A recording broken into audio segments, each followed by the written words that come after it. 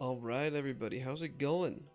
I'm looking forward to this next one. It's going to be hopefully a fantastic video, but we're going to be taking a look at some more beta content, and it's going to be the Cultist Evolution Path. So the Cultist finally has their evolution path, and so does the Ratfolk Archer. We're still waiting on a lot of the other classes, but Cultist, it's my favorite class, so I'm interested to see which direction these are going to be going. So let's take a look. So the max SP is still 200. Nothing changed there. Actually, I think it went down. Yeah, it used to be 300. It was just upward. Nice. So it's cheaper. I like that.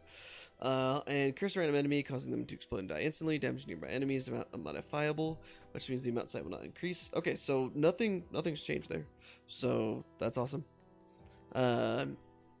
Perfect. So, and then down here there's a new disclaimer. It says, unless otherwise stated in its description or when evolving a weapon skill, all stats affect weapon skills. Every 2 amount grants 1 additional melee skill attack. Additional attacks from amount inflict half damage. So this one doesn't, actually have to do anything with amount, but for adventure, right? If you have amount, it's going to increase the weapon attack. So that's pretty cool. And it says, unless stated in its description or when evolving in the weapon skill, everything affects it. So that's awesome. Amount's not going to, because it states it here, but there's a couple of things that we could try and look into. So gonna play Nomad and do double EXP. Yeah, I could do double XP. Why didn't I do that before? I'm a dummy. But I am gonna go ahead and just save you guys some time, and I will skip to when I hit level 30 so we can see the new evolving path. Alright guys, here we are, hit level 30, and I gotta say, as I've been making this, I keep thinking back to the other ones where I literally played for an hour to go through every single weapon path because I wasn't playing on double XP, and I feel so stupid. But anyways, so level 30, we have 2 choices, and there's going to be a third coming soon, like always. The first one is going to be called Dual Incantation. And this reads, instantly kill 2 enemies instead of 1, so that's pretty awesome. The higher your max SP, the longer it takes to use your weapon skill. So I think that's just a fun disclaimer, obviously. The higher it is, the longer it takes to use. But 2 enemies instead of 1, which means double the explosions. Kind of insane. And then let's see, Fanaticism. It's going to be the second one. The SP cost is still the same. And it says the base damage for the explosion from double curse, or from blood curse, is doubled. So this is just increasing the AoE damage, which could be nice, and this doubles. I wish I could get these both at the same time, but sadly we can't. I'm gonna go with the dual incantation just so we can see how fast it is. I'm trying to not take any ability that's gonna deal like extra damage, so we can kind of see how great the clear is. So we'll just kind of take a look at this. I mean, the clear's fantastic. This is why I love Cultist. Cultist is amazing. And if you throw in Curse to this, it's just gonna be good. It's already the ability, and then you add in Curse on top of it. It's disgusting. It's so good. So the clear's fantastic. I got no complaints there. I'm wondering if I can hit level 60 before the boss spawns at 7. Because I don't know if I want to pick up like a weapon skill. So I think I just won't. And then I'll go ahead and skip to level 60 so we can see the second choices for the dual incantation. Alright guys, here we are about to hit level 60. Sadly, I did not get to level 60 before the boss spawn, but the pet just killed it. So that was pretty funny to watch. But let's see what the level 60 is going to be for this path. I'm really excited. Alright, this picture already looks fantastic, oh my god. Alright, so choice number 1, Doomsayer. The possible amount of targets is further increased by half of your amount stats. So, if you get duplication up to level 10, that's, what, 5? Unless duplication might have an extra... Oh, I don't know if they added an additional to duplication, because they did a big buff where abilities, when they hit level 10, the passives, they got... some additional like big bonuses, right? I don't think they had a duplication, so we're just gonna go with flat 5, and then you can get 2 from Ascension. You can also get some from Ascension's relics. So let's say you have no relics, you just have duplication level 10, and Ascension to level 10. That's going to be 7 total, so you'll get 3 additional, so that's going to be 5 total. That's crazy.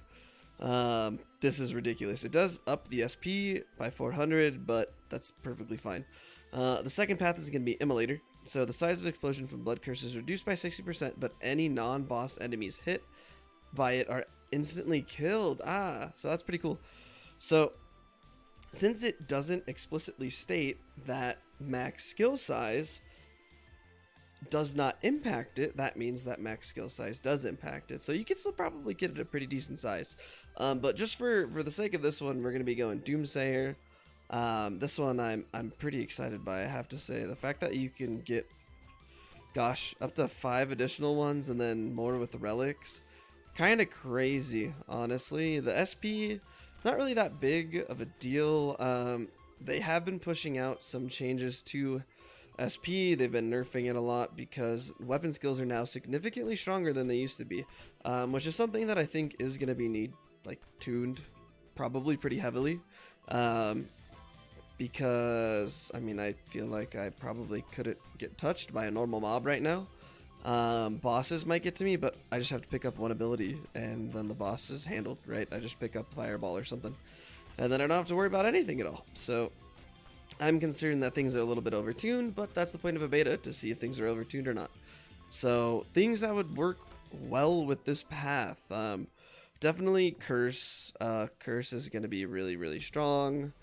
It's just adding additional explosives, so you can get your, one AoE, and then based off that death, it can trigger Curse, and it's already going to explode anyways because of your actual weapon abilities. So really, you're just going to be playing around your explosion. So max skill size is going to be good here. Crit can work. I honestly think Death Sting would be really good, because with the Death Sting, it's going to have a chance to one-shot mobs with that explosion. And you can trigger pretty crazy chain effects with Curse maxed out. I've had things go literally for at least 5 to 10 seconds. It's absolutely ridiculous. That would be the few things that I think would be not exactly required, but the best to fit this path where you're going multiple explosions, and then you just want to pick up one bossing skill so that you can take care of the bosses. But overall, that's really, really strong. So I'm gonna go back, start over another playthrough with the Nomad, and we're gonna go the same first path, the dual incantation, but we're gonna pick the second one. So I'm gonna go ahead and skip to when I hit level 60, so we can take a look at what that ability is gonna be doing for us. Alright guys, here we are about to hit level 60. I gotta say, this skill is so good. It's ridiculous having 2 of these go off at the same time. And like always, I got to prepare a little bit better for the second one because I actually knew what will increment it and stuff like that. So I went ahead and I grabbed max weapon skill size all the way to the tippity top. So this one, we're going to be going Immolator. And Immolator, just for a little recap, is the size of the explosion from Blood Curse is reduced by 60%, so it's much smaller. But any non-boss enemies hit by it are instantly killed. So it's a one-shot kill. This reduces the need for Death Sting. You could obviously still add it on if you're playing like extra abilities, but I think this is going to be more than enough clear for basically anything. So I'm excited to see, one, that explosion is still very large with max skill size. That's actually kind of ridiculous. Let me pick up another passive. And again, you throw in Curse and it's gonna be really strong. Here you can watch my pet smack him.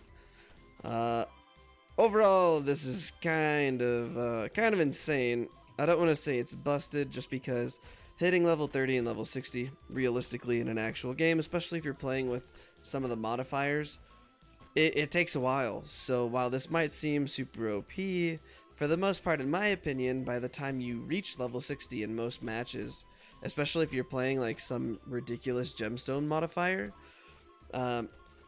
you've probably already hit max. Like, you're gonna win, basically. You already know if you're gonna win or not. These last couple of choices aren't gonna bother you that much, because level 60, I would say I had around like 18 to 22 minutes normally, on the third map, especially because that's normally where you're going to be farming your gemstones. So I'm not sure how this is really going to impact the actual meta, just specifically because level 60 is really far in, and by that time you have most of your build made. So the level 30s are going to be somewhat impactful because, like, on this map, for example, you can hit level 30 by 4 minutes. Playing normal, not even double experience. You can hit level 30. So that's going to be really impactful for farming gems here, for farming souls, for farming coins, all that good stuff, and just completing, you know, normal achievements. On the third map, though, I'm not sure how impactful level 30 is going to be because I think the third map has varying levels of difficulty depending on what time it is, and generally if you can get past like the first 9 to 10 minutes, you're gonna be fine, and you should totally hit level 30 before then anyways. So level 60, however, I don't think it's gonna be that impactful basically. So while I do think both of these abilities are super overpowered and very strong, I think it's just going to kind of like secure your game basically. So it's not going to be something that really changes anything all that much, but it's definitely going to be something that makes it a little bit easier for you to close out your game if you're maybe stressed for whatever reason. My only concern is that those aren't going to be impactful basically at that time. So I'm hoping that I'm wrong. It seems like there's a lot of changes coming into SP regen, to just total damage in general. It seems like damage is going up, so this makes me wonder, you know, are there going to be base changes to HP for all mobs? Are there going to be changes to base SP for your weapon skills? You know, how impactful is the developer wanting the weapon skills to be basically in comparison to all of these other weapon skills? Because honestly, you could probably completely ignore your weapon skill after level 1. Is it helpful? Sure. Like, I love the Cultist's ability. I love the Crusader's ability, especially the new one. The new Crusader, I do think it's a little bit of a nerf, but it's still very strong. But I love the new Adventure. I mean, that weapon skill is fantastic, so it makes me want to play builds around the character, but I don't really think I need to win the game. I obviously there's going to be some limit testing going on, but I'm not sure how impactful these changes are going to be until we see it fully fleshed out. So we still got a good amount of time. This is a lot of big changes, and obviously, you know, Fox wants to get things really fleshed out before it gets pushed to the live. But anyways, I'm going to go ahead and skip to where I hit level 30. We're going to be going down the second path, so I'm interested to see what it looks like. So I'm going to go ahead and skip ahead to then. Alright guys, here we are, like 10 whole seconds later. I'm about to hit level 30, so we could do a little refresher on what that second path is. It's Fanaticism. Again, the SP does not change, and so this just doubles the damage from the explosion, so more of like an AoE clear. Not that I think you're really ever depending too much on that explosion, honestly. Oh my god, what a wipe.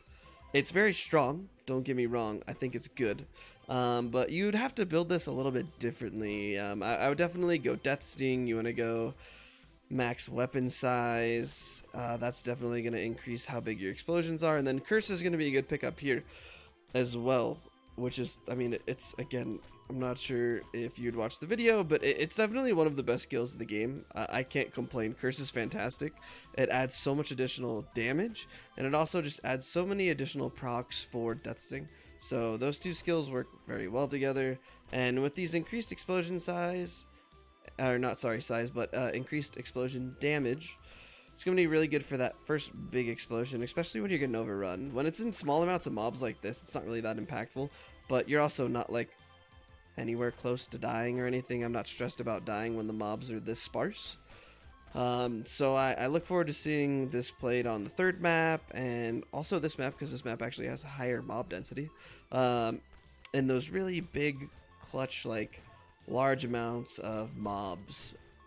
It's just going to be one big explosion. It's going to look fantastic. But anyways, I'm going to go ahead and skip to level 60, where we get to see the two new paths for this Fanaticism Evolution branch. Alright guys, here we are, level 58, just 2 more levels to go. As always, the first one is kind of harder to plan for. I'm basing it around the fact that the explosion is what this second path is based off of. I'm thinking that skill size is going to be important, and I always try and grab a couple of mount, because a mount generally is one of those big multipliers that the weapon skills so far have liked to base their skills around. So I'm interested to see what skills are actually relevant. So for the Fanaticism Path, we have two more abilities. One is 200 SP still, and one increases it by 100. So let's look at the Hemomancer. The Bloodmancer is pretty cool. Unleash a blood curse explosion around yourself, which has its base damage increased by 1% for your 1% of your max HP. That's cool. That's pretty awesome.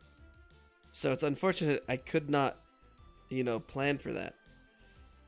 So another important thing is this increase is also doubled with the previously selected Fanaticism Evolution.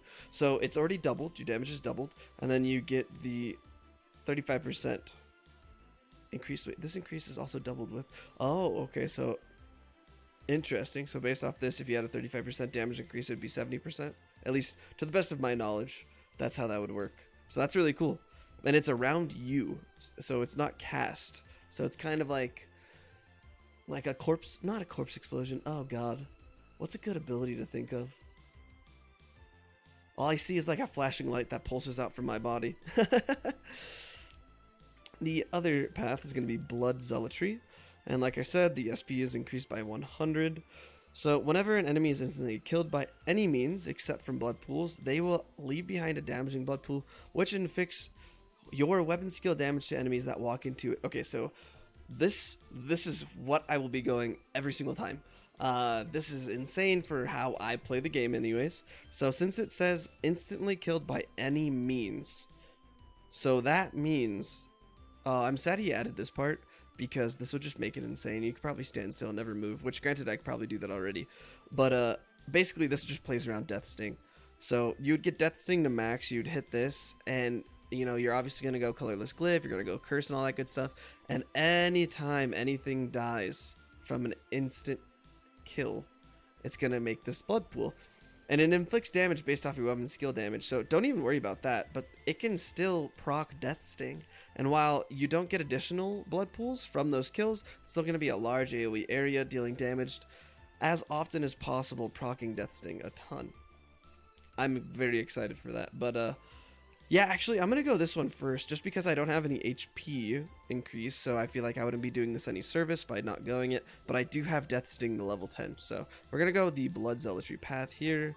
Let's take a look. There is the paths. Oh, they are really big, too.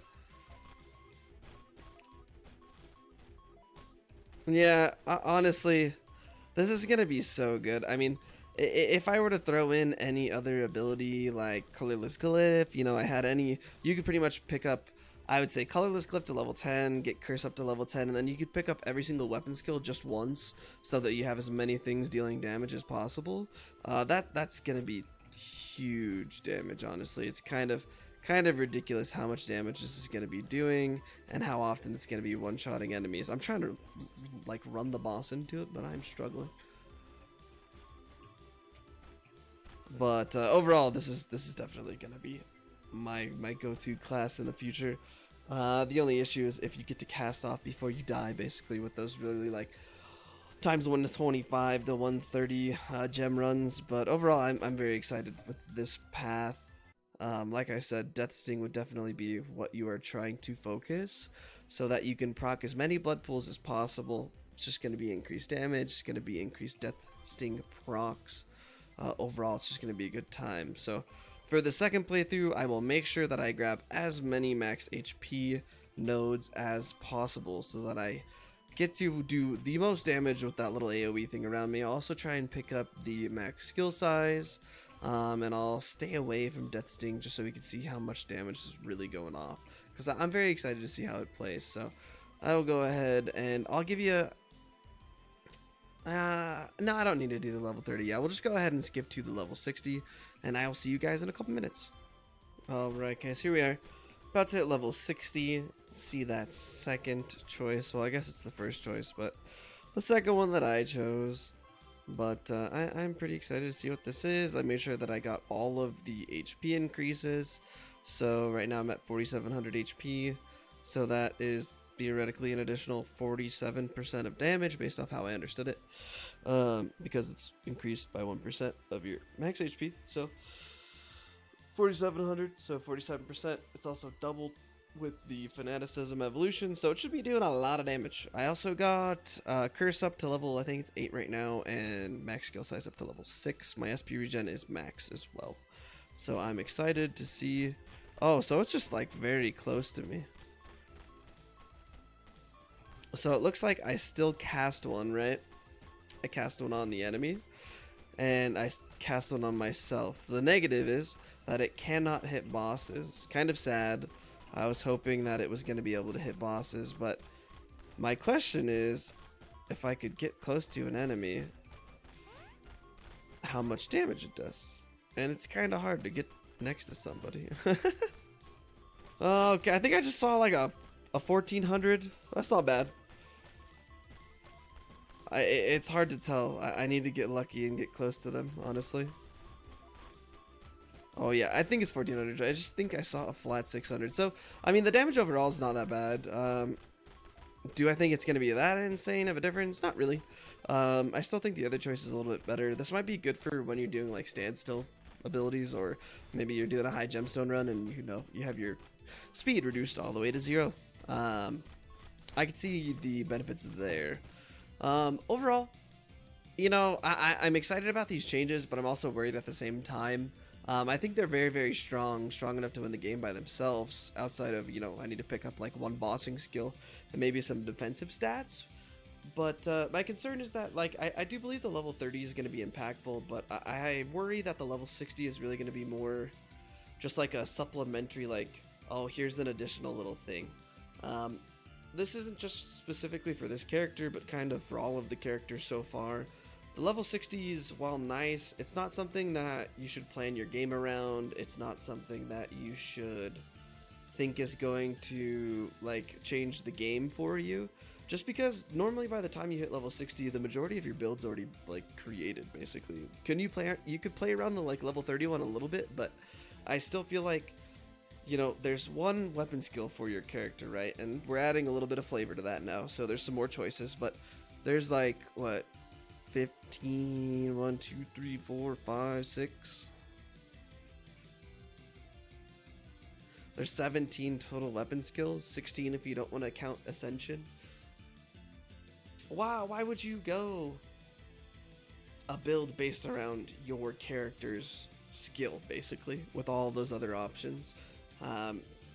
It's going to be a nice supplementary thing, and again, the level 30 will be impactful, but the level 60, I think it's a little bit later than it needs to be. I feel like going to the 2040 might be worthwhile. Then both will be impactful. You can make builds based on your weapon skill, but then by adding it at level 40, it might be a little too overpowered. So this is where, like, we're going to have to find that fine line. Maybe we could change it to 2550, see how that goes. And then if, that still doesn't seem very impactful, change it to 2040. But we'll see. Overall, I'm really happy with the Cultist. It's given me more of the enjoyment that I originally got from the class, and that's just things getting one shot and big AoE explosions. Pair that with Curse, pair that with Death Sting. You're going to do a lot of fantastic things with this character. So I'm looking excited to this release. I'm going to be making the Ratfolk Archer video next. And as always, guys, thanks for all the support. Thanks for the subs. I really appreciate it. And I will see you on the next one.